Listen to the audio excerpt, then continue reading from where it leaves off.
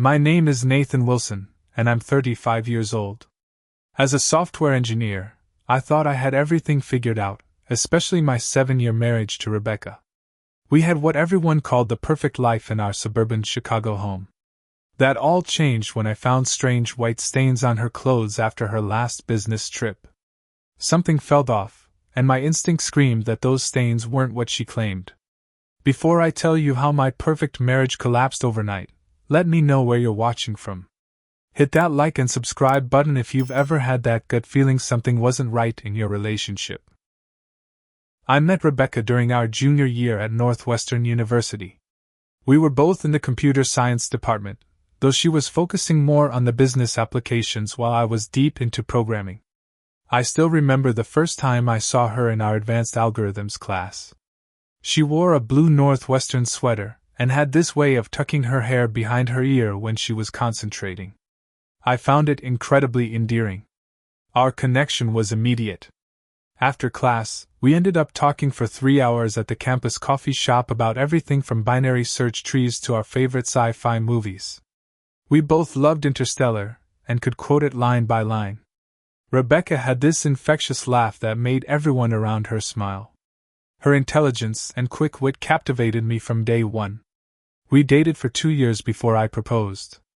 I planned it for months, saving from my part-time coding job to buy a modest diamond ring. I took her to Lake Michigan at sunset, the same spot where we had our first kiss. When I got down on one knee, she started crying before I even finished asking the question. She said yes before I could even get the ring out of my pocket. Our wedding was beautiful, held at her parents' estate in Lake Forest. 150 guests attended, and everything went perfectly. Her father, a successful business executive, spared no expense. I remember looking at Rebecca in her white dress as we exchanged vows, thinking I was the luckiest man alive. My best friend Tyler was my best man, and he gave a speech that had everyone both laughing and wiping away tears. The early years of our marriage were everything I'd hoped for. We both focused on building our careers while maintaining our connection. I landed a job at a promising tech startup, and worked my way up to senior developer within 3 years. The hours were long sometimes, but the work was fulfilling. Rebecca excelled in pharmaceutical sales, quickly becoming one of the top representatives in her company. Her job required occasional travel for conferences and client meetings, but it seemed a small price to pay for her success. With our combined income, we purchased a modern 3-bedroom home in an upscale Chicago suburb. We spent weekends decorating it together, arguing good-naturedly about furniture choices and paint colors. Rebecca had excellent taste, and I usually deferred to her judgment. The result was a stylish yet comfortable home that we were proud to show off to friends and family. We established routines that kept our marriage strong. Every Friday was date night, regardless of how busy work became. We alternated choosing activities, from trying new restaurants to attending concerts or simply walking through the Art Institute. We also had vacation traditions, taking a ski trip every winter and a beach vacation each summer. Our Instagram was filled with happy photos from Colorado slopes and Caribbean beaches. We often talked about starting a family. Soon. We both wanted children, but there was always a reason to wait another year. Her next promotion, my startup's critical development phase, renovating the guest bedroom into a nursery. In retrospect, I wonder if Rebecca ever truly intended to have children with me at all. About 6 months before everything fell apart, I started noticing subtle changes in Rebecca's behavior. Her business trips became more frequent, particularly to New York and Los Angeles. What once had been quarterly travel became monthly, then bi-weekly. She explained it away as expanding territories and important client meetings. Our physical intimacy began to wane. When I tried to initiate, she would claim exhaustion from work or early morning meetings the next day. I tried to be understanding, bringing her favorite takeout and giving her space when she seemed stressed. I thought I was being a supportive husband. She started mentioning new friends from work that I'd never met or heard about before. There was Alex from marketing, Jared from the Los Angeles office, and various clients she'd allegedly formed close professional relationships with. When I suggested meeting them at company events, she always had a reason why it wouldn't work out. Rebecca's appearance began to change as well. She bought new, more expensive clothes than what had previously been her style. Her trips to the salon became more frequent, and she started wearing more makeup. She joined a new gym with a personal trainer, despite our home having a perfectly adequate exercise room. When I complimented her new look, she seemed pleased but distracted, as if my opinion wasn't the one that truly mattered. Looking back, all the signs were there. I just couldn't see them because I didn't want to. I trusted her completely, and couldn't imagine she would ever betray that trust. We had built what I thought was a solid foundation, and I was blind to the cracks forming beneath our feet. In January, Rebecca told me she had to attend a pharmaceutical convention in Phoenix. The trip was scheduled for 5 days, which seemed longer than her usual business travel. Still, I didn't question it initially. The night before she left, she was unusually affectionate, almost as if compensating for something. I helped her pack, noticing she brought some new lingerie I hadn't seen before. When I commented on it, she casually mentioned wanting to feel confident for her presentations. On the second day of her trip, I called her hotel room to wish her good luck on her presentation. The front desk informed me they had no convention happening that week and, more surprisingly, no guests registered under Rebecca Wilson. When I called Rebecca about this, she sounded flustered before quickly explaining she had to switch hotels at the last minute due to overbooking issues. She gave me a new hotel name, and I didn't verify it. I wanted to believe her. When she returned, I noticed she would take phone calls late at night, often moving to another room or stepping outside to speak. She claimed they were international client calls due to time zone differences. One night, I woke up at 2 in the morning to find her texting in the bathroom with the door locked. When she came back to bed and I asked who she was messaging, she said it was her colleague Jessica about an urgent product issue. The nervousness in her voice was palpable. Rebecca's phone suddenly acquired a password. For years, we had both kept our phones open, not out of surveillance but mutual transparency. When I asked about the change, she claimed it was a new company security policy for all employees with access to client information. It sounded reasonable, but combined with everything else, it fed my growing unease. Our credit card statement arrived with charges from expensive restaurants in Phoenix, always for 2 people. When questioned, Rebecca said she had taken clients out for dinner, and the company would reimburse us. The reimbursements never appeared in our bank account, but each time I brought it up, she had a new excuse about delays in the expense system. The most disturbing development was finding an unfamiliar cologne scent on her clothes. It wasn't overpowering, but it was definitely there, especially on blouses she wore to client dinners. I recognized it wasn't any fragrance I used. When I mentioned the scent, Rebecca suggested it must be from sitting close to male clients during meetings or perhaps the cologne sample they were giving out at the department store she visited. For each concern I raised, Rebecca had a dismissive explanation that made me feel irrational for even asking. She would look at me with a mixture of irritation and pity, as if my questions were symptoms of insecurity rather than legitimate concerns. I began second-guessing myself, wondering if I was creating problems where none existed. My internal struggle intensified each day. Part of me wanted to trust my wife of 7 years, to believe there was an innocent explanation for everything. Another part recognized the pattern forming, the classic signs I'd read about but never thought would apply to my marriage. I couldn't reconcile the Rebecca I knew with someone capable of deception. The breaking point came after her supposed Atlanta conference in March. While doing laundry, I found white stains on her black skirt, stains that had a distinctive texture and appearance that anyone would recognize. When I asked her about it, she claimed it was probably hotel lotion that had dripped while she was getting ready for meetings. The excuse was so implausible that it left me speechless. Rather than confronting her further, I set the skirt aside. My sleep began to suffer tremendously. I would lie awake next to Rebecca, listening to her peaceful breathing and wondering how she could sleep so soundly while living a double life. Dark circles formed under my eyes, and my performance at work started to decline. My team leader noticed and suggested I take some personal days, which only gave me more time to dwell on my suspicions. I finally confided in Tyler, my best friend since college and the only person I trusted completely with something so personal. We met at a bar far from my neighborhood to ensure privacy. After hearing everything, Tyler didn't sugarcoat his response. "Nathan, man, I hate to say this, but it sounds like she's cheating," he said, keeping his voice low. "All these signs together, they're not coincidences." "But 7 years, Tyler? Why would she throw that away?" I asked, still unable to fully accept it.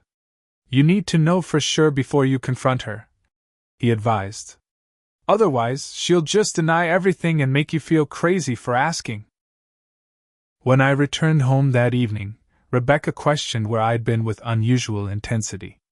When I mentioned meeting Tyler, she became oddly defensive, asking multiple questions about what we discussed. This reaction only reinforced my suspicions.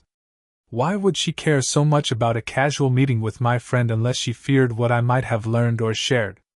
I discovered unexplained cash withdrawals from our joint account, usually amounts between $300 and $500 that wouldn't immediately raise alarms but added up to significant sums over time.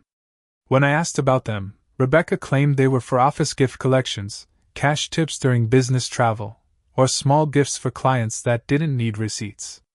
Each explanation sounded rehearsed. After weeks of mounting evidence and sleepless nights, I made the difficult decision to look deeper, despite my guilt about invading her privacy. The woman sharing my bed had become a stranger, and I needed to know who she really was, even if the truth would shatter the life we built together. With a heavy heart and shaking hands, I installed data recovery software on our shared home computer one morning while Rebecca was at a breakfast meeting. We had always used this computer for household matters like taxes and vacation planning, but Rebecca occasionally used it for work when her laptop was updating or charging. The software was designed to recover deleted files and browser history, and I felt a twinge of guilt as I set it up. This wasn't who I wanted to be, someone who spied on his wife, but I felt I had no choice. After running the program, I discovered a trove of deleted emails between Rebecca and someone saved in her contacts simply as A. The messages were carefully worded but unmistakably suggestive, with references to hotel meetings and picking up where they left off. There were mentions of specific dates that coincided perfectly with her supposed business trips. "Can't wait to feel your hands on me again," one message from Rebecca read. "Atlanta hotel has better privacy than Phoenix did." I found evidence of photographs sent back and forth, though the images themselves had been automatically deleted after viewing. The email timestamps showed consistent communication over at least 3 months, with increasing frequency. The evidence was compelling but not definitive. I needed to see for myself. When Rebecca mentioned a client dinner the following Tuesday, I decided to follow her. I felt sick doing it, like I was starring in some terrible movie about marital distrust, but I needed the truth. I parked my car a block away from our house and watched Rebecca leave in her Mercedes, dressed immaculately in a blue dress I hadn't seen before. I followed at a safe distance, thankful for light traffic that allowed me to keep her in sight without being obvious. Instead of heading toward the restaurant district where client meetings typically took place, she drove to the Grand Windsor Hotel downtown, an upscale establishment known for its discretion and luxury. I parked in the public garage and entered the lobby several minutes after she did. From behind a large decorative plant, I watched as Rebecca approached a tall, well-dressed man waiting by the hotel bar. They didn't shake hands or greet each other professionally. Instead, he kissed her deeply, his hand familiarly resting on her lower back. My stomach clenched as I witnessed the casual intimacy between them, the kind that comes from an established relationship. Taking out my phone, I discreetly took several photographs from my concealed position. Rebecca was smiling in a way I hadn't seen in months, genuine and carefree. They sat at the bar, his hand resting on her thigh as they drank and talked intimately. After about 45 minutes and 2 rounds of drinks, they stood up. The man placed his hand on the small of Rebecca's back as they walked toward the elevators, her body language completely relaxed in his company. I watched the elevator numbers rise to the 12th floor. Part of me wanted to confront them immediately, to burst into whatever room they had gone to and demand explanations.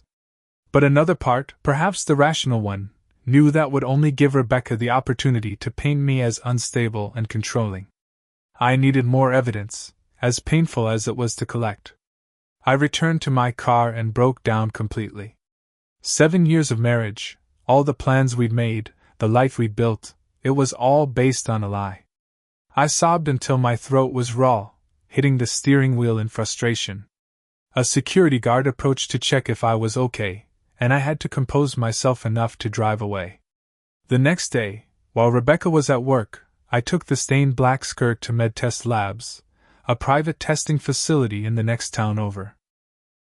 I claimed I needed the stains analyzed for a research project, avoiding eye contact as I told this lie. The technician, whose name tag identified him as Bradley, gave me a concerned look but took the sample without asking further questions. 2 days later, Bradley called with the results. His voice was professional but gentle, as if he knew exactly what kind of sample I had really submitted. "Sir, the fluid contains proteins consistent with seminal fluid," he said. "Additionally, we detected the presence of HPV strain 16, which is associated with increased risk of certain cancers. Would you like me to explain the medical implications?" My world stopped.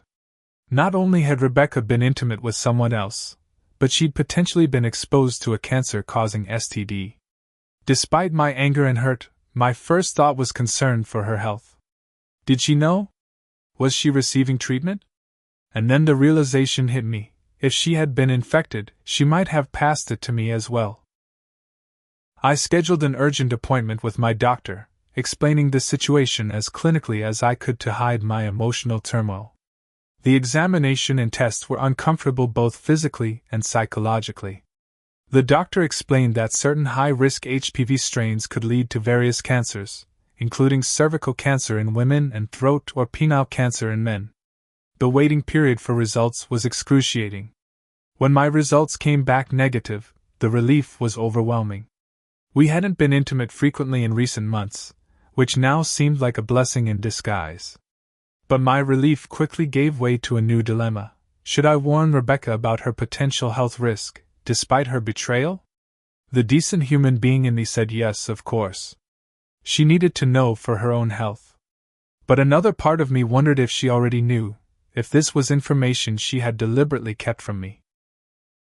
I sat in my car outside the testing facility, torn between compassion and self-preservation.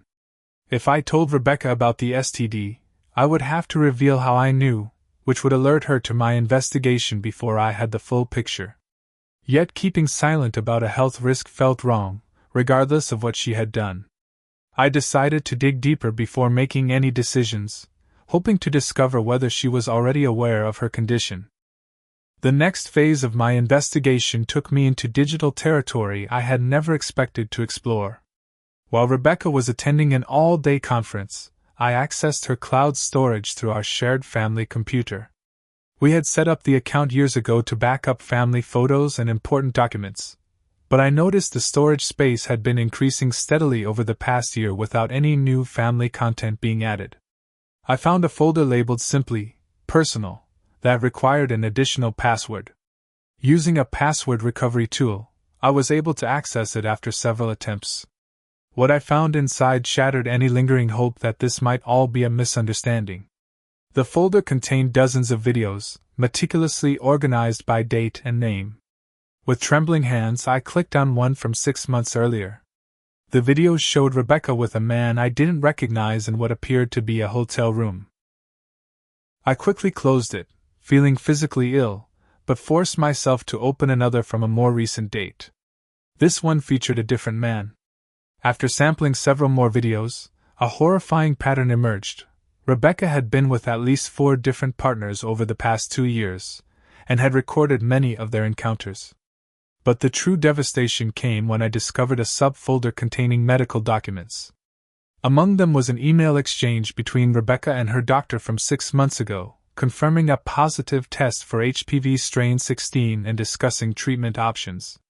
The doctor had explicitly warned about the risks of transmission and emphasized the importance of informing partners. Rebecca had acknowledged this information but had apparently chosen to ignore it. Text messages recovered from backups showed conversations where one of her partners had asked about protection, and Rebecca had assured him it wasn't necessary because she was clean and on birth control. This deliberate deception moved beyond mere infidelity into the realm of consciously endangering others. I found receipts for medication treating STD symptoms, dated shortly after her diagnosis. She had been managing her condition while continuing her affairs and maintaining our increasingly infrequent intimate life. The calculated nature of her actions left me breathless with shock. The most chilling discovery was a journal file where Rebecca detailed her thoughts about what she called her exciting life. She wrote about the dangerous game she was playing, balancing multiple relationships while maintaining her marriage as a stable base. She described the thrill of nearly getting caught and her techniques for managing suspicion. There was not a single expression of remorse or concern for how her actions might affect others, only strategies for maintaining her deceptions more effectively. Nathan is so trusting. One entry read. Sometimes I almost feel bad about it, but he's chosen to see what he wants to see. That's not my responsibility. Reading these words from the woman I had loved and trusted completely transformed my devastation into something colder and more resolved. This wasn't just betrayal. It was a fundamental lack of basic human decency and empathy. Digging deeper into her files, I found a spreadsheet where Rebecca had meticulously tracked my work schedule, social commitments, and predictable routines. She had used this information to plan her meetings with precision, noting which days I worked late or had standing plans with friends. The calculated nature of this surveillance made me feel violated in a completely different way than the infidelity itself. Through email histories and calendar entries, I identified at least 3 regular affair partners: Alexander, a pharmaceutical company executive she met at conferences; James, a doctor at a hospital where she had client relationships; and Christopher, a co-worker from her own company. There were also several one-time encounters with people whose names I didn't recognize. The scope of her deception was far greater than I had imagined. Hotel receipts showed she had often used our joint credit card to pay for rooms, categorizing them as business expenses in our budget tracking software. She had spent thousands of dollars of our money on her affairs, adding financial betrayal to the emotional and physical. Perhaps most disturbing was the discovery of a secret credit card statement showing nearly $30,000 in debt from luxury purchases, weekend getaways with her partners, and expensive restaurants. This debt was in her name only, but in our community property state, it could potentially become my responsibility in a divorce. The final blow came when I found draft emails to herself outlining a plan to leave me once she had secured certain financial assets.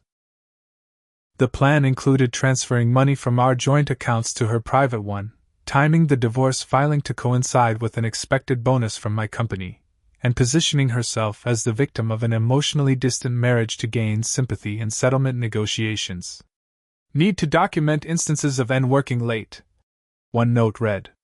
Create narrative of emotional neglect. Speak to lawyer about best timing for filing to maximize settlement. As I sat staring at the computer screen, I felt something fundamental shift inside me. The pain and shock were still there, but now they were accompanied by a cold, clear determination. This was no longer about saving a marriage or even understanding why she had betrayed me. This was about protecting myself from someone who had been planning my financial and emotional destruction while sleeping beside me each night. I carefully documented everything I found, making copies and storing them securely both in encrypted cloud storage and on a physical drive I kept in my gym locker. I took screenshots, saved files, and created a detailed timeline of Rebecca's activities, cross-referenced with her supposed business trips and our joint financial records. The Nathan who had sobbed in his car outside the hotel was gone. In his place was someone focused and methodical, someone who understood exactly what needed to be done.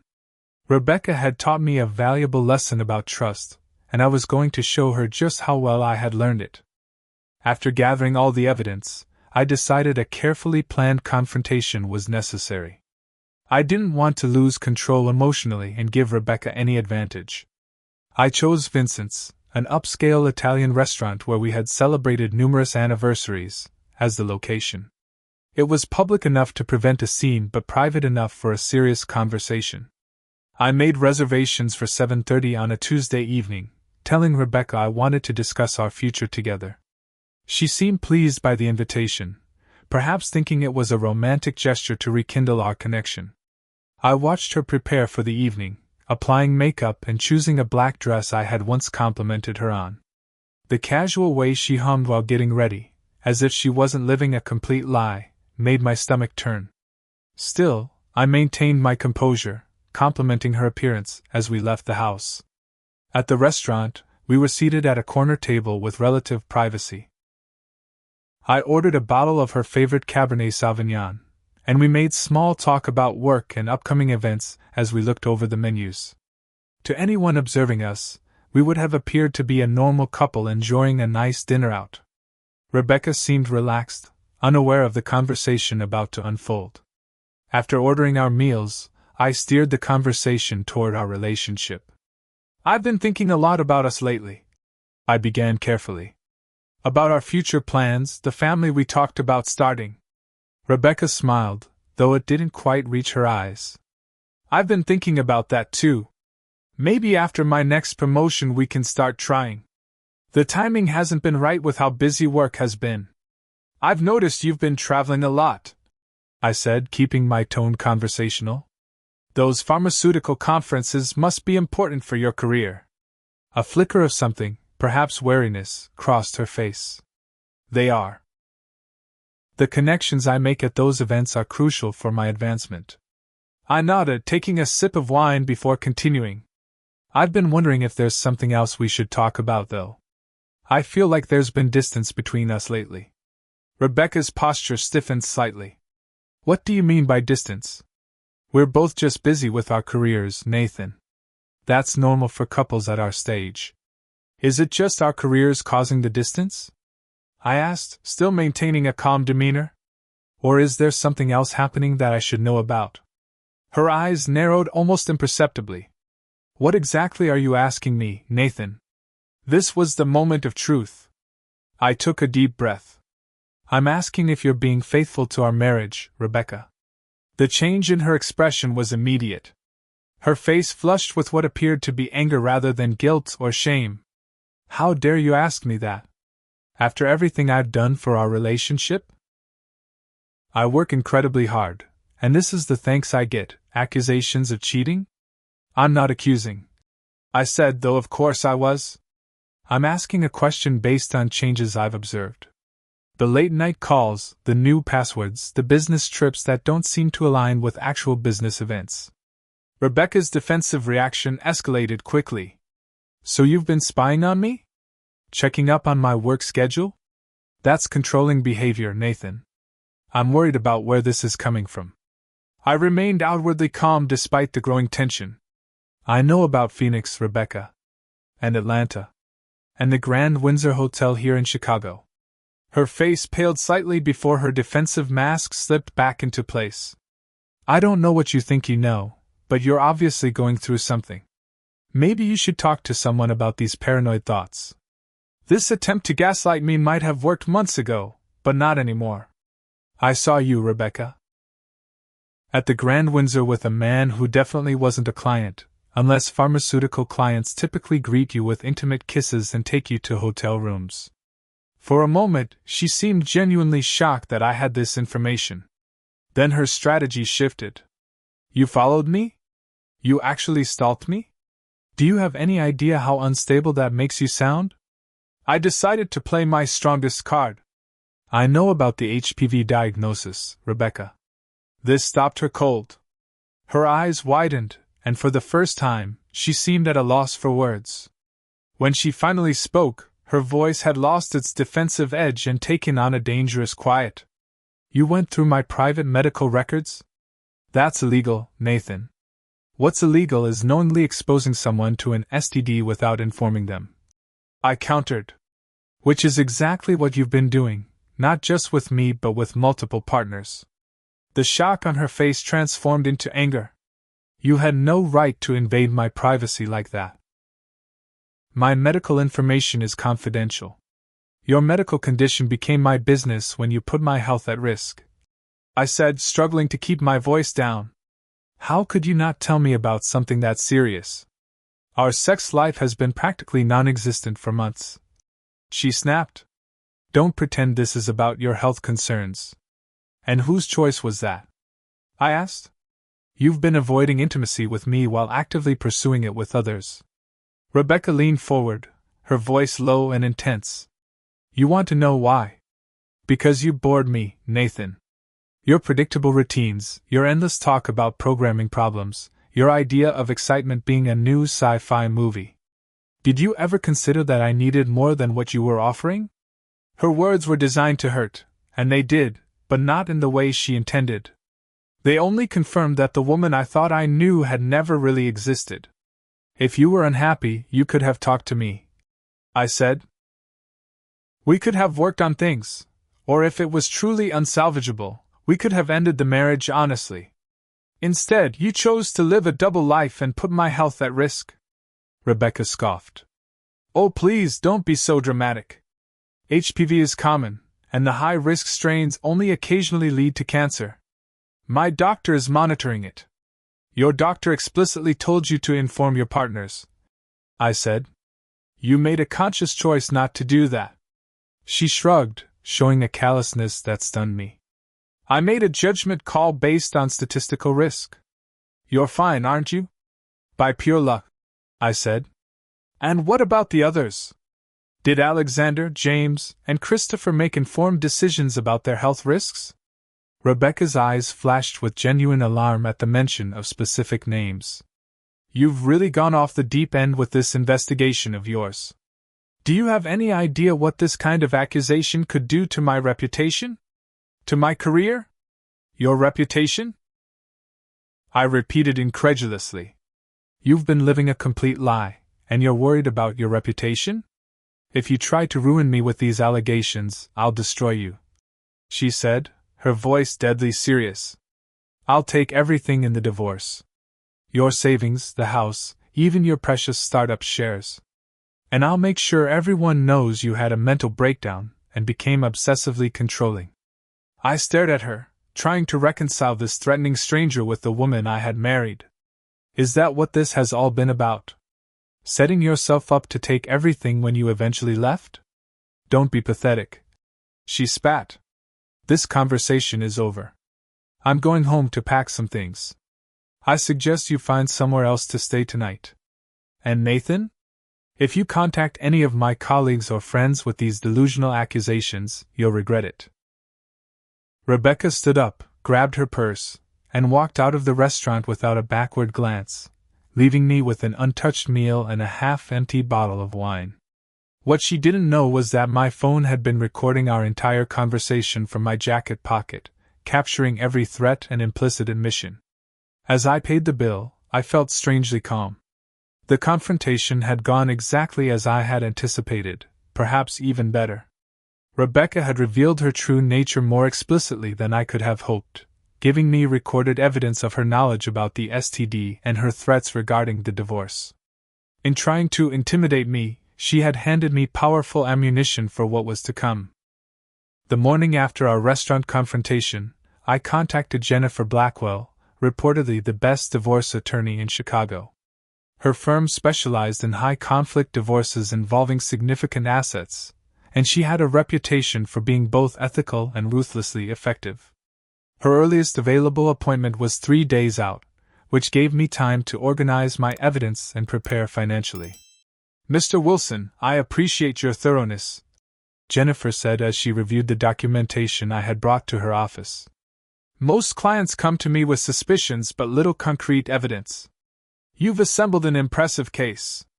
What about the medical aspect? I asked. The fact that she knowingly exposed me to an STD? Jennifer's expression grew serious. That crosses over from just divorce territory into potential criminal liability. In Illinois, knowingly transmitting an STD can be charged as battery or reckless conduct. The fact that you have documentation showing she was aware of her diagnosis makes this particularly concerning. She explained the legal strategy we would pursue, including the implications of Rebecca's threats during our restaurant conversation. The recording is extremely helpful. She noted. It demonstrates both knowledge of her condition and intent to use the divorce process vindicatively. Following Jennifer's advice, I immediately began protecting my assets legally. I moved half of our joint savings into a separate account in my name only, which Jennifer assured me was perfectly legal as long as I documented the transfer and didn't hide the funds. I also secured my personal belongings, including family heirlooms and irreplaceable items like the watch my grandfather had given me. Jennifer helped me document the chain of custody for all digital evidence, ensuring it would be admissible in court. We had the videos and emails authenticated by a digital forensics expert who could testify to their validity if challenged. After careful consideration, I decided to anonymously contact Rebecca's affair partners about their potential exposure to HPV. I created a secure email account and sent carefully worded messages to Alexander, James, and Christopher, including only the information necessary to alert them to the health risk without revealing how I had obtained it. The responses came quickly. Alexander seemed shocked but grateful for the information. James, the doctor, responded with clinical detachment, but clearly took the warning seriously. Christopher, her coworker, sent a much angrier reply, suggesting this wasn't the first time Rebecca had been careless with someone's health. These communications provided additional confirmation of the affairs and demonstrated my good faith effort to prevent further harm. Rather than confronting Rebecca again directly, I moved out temporarily to a furnished apartment near my office. I left her a brief note stating I was giving her space to consider our situation and would be in contact through my attorney. This preemptive move denied her the satisfaction of kicking me out, as she had threatened to do. Rebecca's reaction was predictable. She immediately attempted to empty our remaining joint accounts, only to discover I had already secured half the funds. Her furious text messages accused me of theft, followed by threats of legal action. I forwarded these messages directly to Jennifer without responding. Based on Rebecca's threats at the restaurant and her increasingly hostile messages, Jennifer helped me file for a temporary restraining order.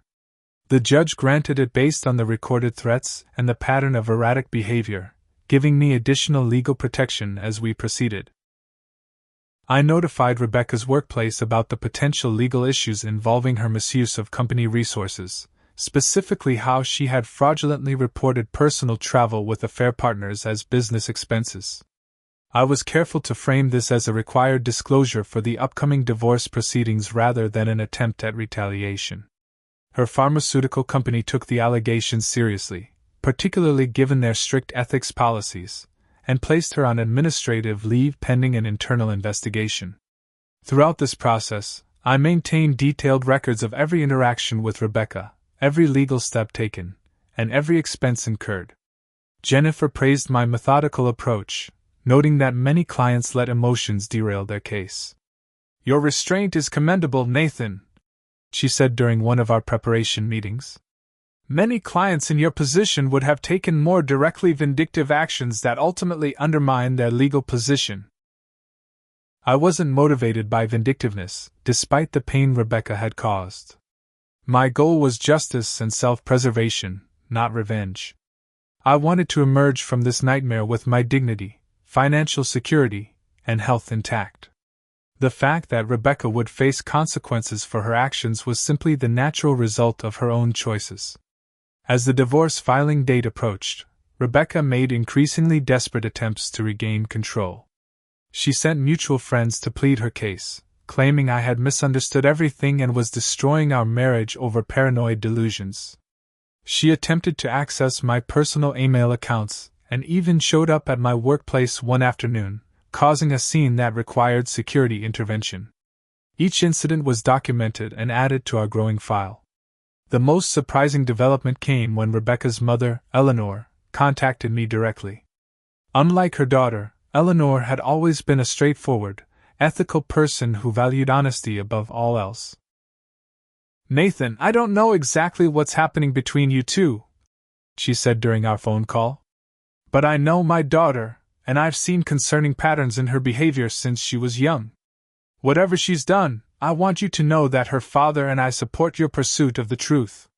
This unexpected allyship provided additional emotional support during a time when many mutual friends had taken sides or withdrawn from the conflict entirely. It also gave me insight into aspects of Rebecca's personality that might have contributed to her behavior, though it didn't excuse her actions. The final preparation for our court date involved a comprehensive settlement proposal that Jennifer believed would be compelling given our evidence. It included a fair division of assets that acknowledged our contributions to the marriage but held Rebecca accountable for funds spent on her affairs and the hidden credit card debt she had accumulated. "We're in an exceptionally strong position," Jennifer assured me the night before our court date. "But litigation is always unpredictable. Are you prepared for whatever outcome tomorrow might bring?" I nodded, feeling a calm certainty I hadn't experienced since before discovering Rebecca's betrayal. "I'm ready to close this chapter of my life, whatever it takes." That night, I slept soundly for the first time in months, knowing I had done everything possible to protect myself and ensure that justice would be served. The morning of our court date arrived with unexpected clarity. I dressed in my best suit, the one Rebecca had always said made me look distinguished, and drove downtown to the courthouse. Jennifer met me in the lobby, professional and confident in a navy pantsuit. We reviewed our strategy one final time before heading to the assigned courtroom. Rebecca arrived 15 minutes later with Bradford Peters, a divorce attorney known for aggressive tactics and high fees. She looked immaculate in a conservative beige dress that projected an image of the wronged wife, though the effect was somewhat undermined by her cold expression. She didn't acknowledge me as she took her seat on the opposite side of the courtroom. Judge Marilyn Harmon, a no-nonsense veteran of the family court system, called the proceedings to order promptly at 9. Bradford began with a carefully crafted narrative portraying Rebecca as the victim of an emotionally distant husband who had invaded her privacy and made unfounded accusations out of his own insecurity. When it was Jennifer's turn to present our case, she methodically laid out the evidence we had gathered. She started with the timeline of Rebecca's affairs, supported by hotel receipts, photographs, and location data. She presented the financial records showing how Rebecca had used our joint funds to finance her infidelity.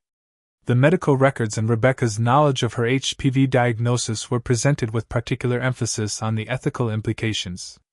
The courtroom remained silent as Jennifer played the recording from the restaurant, where Rebecca had explicitly threatened to destroy me in the divorce and take everything. Bradford attempted to object, claiming the recording was made without consent, but Jennifer quickly pointed out that Illinois is a one-party consent state for recordings, making it perfectly legal. The most damning evidence came in the form of the videos Rebecca had recorded with her various partners. Jennifer didn't play them in court, but had them available if requested, along with the authentication report from our digital forensics expert. The knowledge that these videos existed and could be viewed by the judge if necessary seemed to deflate Bradford's confidence considerably. As our evidence mounted, I watched Rebecca's face transform from smug certainty to growing alarm. She whispered frantically to Bradford, who looked increasingly uncomfortable. When Judge Harmon called a brief recess, I saw Bradford lead Rebecca to a private conference room, their body language suggesting a tense conversation. When court resumed 30 minutes later, Bradford approached Jennifer and requested a private settlement discussion. Judge Harmon granted them the use of her chambers, and I waited anxiously while the attorneys negotiated. When they emerged, Jennifer gave me a subtle nod that told me everything I needed to know. Bradford addressed the court. "Your Honor, my client would like to propose a settlement agreement that we believe is fair and equitable to both parties." The terms were better than I had expected. I would retain our house and my full retirement accounts. We would split our savings according to contribution, which favored me due to my higher salary. Rebecca would assume full responsibility for the secret credit card debt she had accumulated. In exchange, I agreed not to pursue criminal charges regarding the STD transmission or to report the full details to her professional licensing board. Judge Harmon reviewed the agreement carefully before looking at both of us. This appears to be a reasonable resolution given the circumstances. However, I want to be clear that this court takes very seriously the allegations regarding knowing transmission of a sexually transmitted infection. Ms. Wilson, while this settlement may resolve the civil aspects of this matter, you should be aware that your conduct could have broader legal implications. Rebecca nodded stiffly, her face a mask of controlled anger and humiliation. The judge finalized our divorce that same day under an expedited process available in cases with uncontested settlements. After 7 years of marriage, it ended with the stroke of a pen in less than 4 hours. As we left the courthouse, Jennifer shook my hand firmly. Congratulations, Nathan. This is one of the cleanest outcomes I've seen in a case with this level of complexity. I felt no joy, only relief and a strange emptiness. Thank you for everything, Jennifer. I couldn't have navigated this without you. Later that afternoon, I received a text message from Tyler. Just heard from Sarah that Rebecca was fired today. Apparently the company ethics investigation found expense fraud and inappropriate relationships with a client. You okay? Call me if you need anything. I didn't respond immediately, unsure how to feel about this additional consequence. While Rebecca deserved accountability for her actions, I took no pleasure in her professional downfall. It was simply another result of the choices she had made. The weeks following the divorce were focused on practical matters. I changed the locks on the house, closed our joint accounts, and removed Rebecca from my insurance policies. I underwent additional STD testing to confirm I remained uninfected, which thankfully came back negative.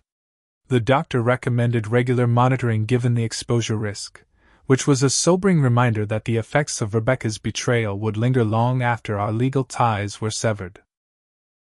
I began seeing Dr. Martin Peterson, a therapist specializing in betrayal trauma. Our weekly sessions helped me process the anger, grief, and self-doubt that remained even after the divorce was finalized.